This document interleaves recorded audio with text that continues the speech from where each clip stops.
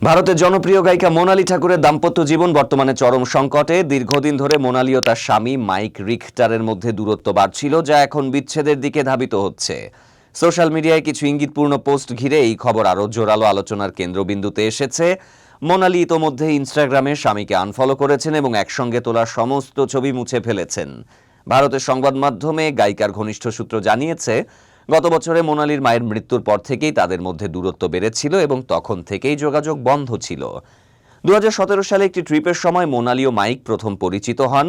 সেই সময় থেকেই তাদের সম্পর্কের সূচনা, পরে গোপনে বিবাহ বন্ধনে আবদ্ধ হন এই দম্পতি।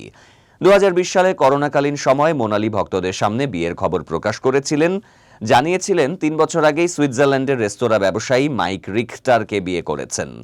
কয়েক বছরের ব্যবধানে মোনালি ও মাইকের সম্পর্ক পরিবর্তিত হয়েছে এবং খুব শিগগিরই আনুষ্ঠানিকভাবে বিচ্ছেদের ঘোষণা আসতে পারে।